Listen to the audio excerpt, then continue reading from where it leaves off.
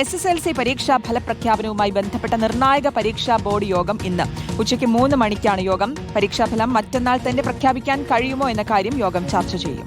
പുതിയ സർക്കാർ ഭരണമേൽക്കാത്തതും വിദ്യാഭ്യാസ മന്ത്രി ഇല്ലാത്തതുമാണ് പ്രതിസന്ധിയായിരിക്കുന്നത്. സ്വാന്തന സാജു വിവരങ്ങൾ നൽകാനുണ്ട്. സ്വാന്തന, ഗുഡ് മോർണിംഗ്. അപ്പോൾ 15-ാം തീയതി ഈ ഒരു ഫലത്തിനായി കാത്തിരിക്കുന്ന ലക്ഷക്കണക്കിന് വിദ്യാർത്ഥികൾ, അവരുടെ മാതാപിതാക്കൾ, അപ്പോൾ മുഖ്യമന്ത്രി പോലും ആയിട്ടില്ല. ഇനി ചുരുങ്ങിയ സമയത്തിനകം മുഖ്യമന്ത്രിയായി, പിന്നീട് ഒരു മന്ത്രിസഭയായി, അതിലൊരു വിദ്യാഭ്യാസ മന്ത്രിയൊക്കെ കേരളത്തിന് കിട്ടുക എന്ന് പറയുന്ന അസംഭവ്യമാണെന്ന് തോന്നുന്നു.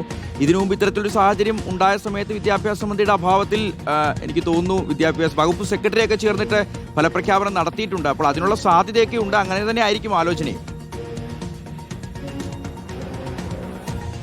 Good morning Shiyas, good morning Shruthi. സൂചിപ്പിച്ചതുപോലെ തന്നെയാണ് SSLC ഫലപ്രഖ്യാപനവുമായി ബന്ധപ്പെട്ടിട്ടുള്ള നിർണായക പരീക്ഷാ ബോർഡ് യോഗമാണ് ഇന്ന് ചേരാനിരിക്കുന്നത്. ഇന്ന് വൈകുന്നേരം 3 മണിക്ക് പൊതുവിദ്യാഭ്യാസ ഡയറക്ടറുടെ അധ്യക്ഷതയിലാണ് ഈ യോഗം ചേരുന്നത്. പൊതുവിദ്യാഭ്യാസ ഡയറക്ടർ മാത്രമല്ല, SCRTയുടെ ഡയറക്ടർ ഉണ്ടാകും, അതുപോലെ തന്നെ പൊതുവിദ്യാഭ്യാസ സെക്രട്ടറി ഉണ്ടാകും, മറ്റ് 2 വിദഗ്ധരുണ്ടാകും. ഇത്രയും ആളുകൾ ചേർന്നിട്ടാണ് ഈ യോഗം നടത്തുന്നത്. ഇതിൽ പ്രധാനമായും പരിശോധിക്കുന്നത് ഈ മാസം 15-ാം തീയതി തന്നെ, നേരത്തെ പ്രഖ്യാപിച്ചിരുന്ന തീയതിയാണ്, ഈ മാസം 15-ാം തീയതി തന്നെ ഫലപ്രഖ്യാപനം നടത്താൻ കഴിയുമോ, അതുപോലെ തന്നെ ആരാണ് ഫലപ്രഖ്യാപനം നടത്തുന്നത് അടക്കമുള്ള കാര്യങ്ങൾ ചർച്ച ചെയ്യുന്നതിന് വേണ്ടിയാണ് ഇപ്പോൾ യോഗം ചേർന്നിരിക്കുന്നത്.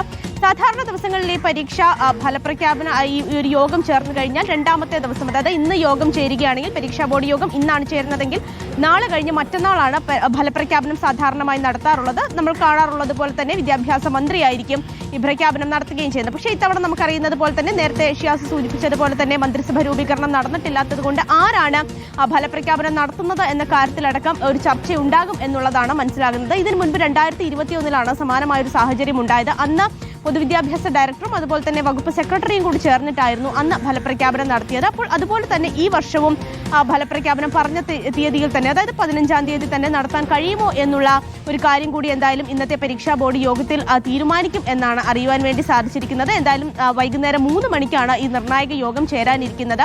വൈകിപ്പിക്കാതെ തന്നെ 15-ാം തീയതി തന്നെ പരമാവധി ഫലപ്രഖ്യാപനം നടത്തണമെന്നുള്ളതാണ് വിദ്യാർത്ഥികളുടെയും അതുപോലെ തന്നെ അധ്യാപകരുടെയും അവരുടെ രക്ഷകർത്താക്കളുടെയും ഒക്കെ തന്നെയും ആവശ്യം. അപ്പോൾ അതുകൂടെ പരിഗണിച്ചുകൊണ്ടായിരിക്കും ഇന്നത്തെ യോഗം മുന്നോട്ടേക്ക് പോകുക എന്നാണ് അറിയുവാൻ വേണ്ടി സാധിച്ചത്. ശരി, സ്വാന്തന സാജുവാണ് വിവരങ്ങൾ നൽകിയത്. ഈ മുഖ്യമന്ത്രി തർക്കം നീണ്ടുപോകുമ്പോൾ ഇത്തരത്തിലുള്ള ഭരണപരമായ കാര്യങ്ങൾ കൂടി തടസ്സം നേരിടുന്നു എന്നുള്ളതാണ്. എന്താണെങ്കിലും 15-ാം തീയതി തന്നെ SSLC ഫലം പ്രഖ്യാപിക്കുമെന്ന്